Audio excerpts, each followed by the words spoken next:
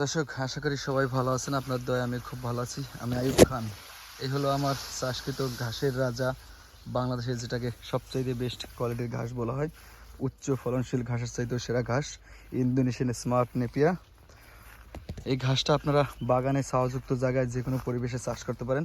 যদি আপনারা চান যে আমার জমিতে 2 মাস 1 মাস 2 ইঞ্চি 1 ইঞ্চি পানি জমে থাকে, সেক্ষেত্রে এই ঘাসটা আপনারা চাষ করতে পারেন।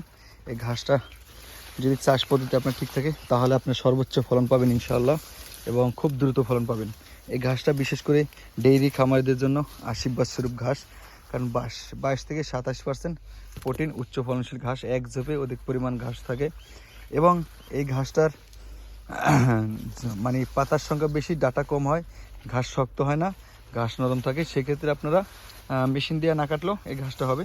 শুধু ঘাসের গোড়া যদি আপনার গোড়া থেকে জিরো করে কাটেন তাহলে সর্বোচ্চ ফলন পাবেন। দেখেন দর্শক, এই যে ইন্দোনেশিয়ান স্মার্ট নেপি, এক ঝোপে কী পরিমাণ ঘাস, এটা নিজ চোখে না দেখলে বিশ্বাস করা যায় না।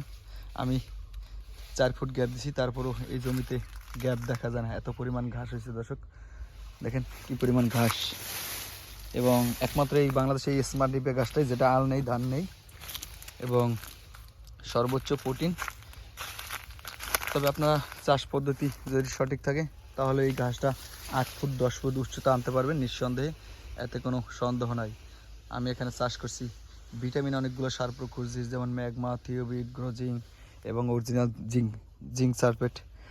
এই ধরনের সারগুলো যদি আপনারা ব্যবহার করেন তাহলে আপনার ঘাসের মেঘের মতো কালো থাকবে।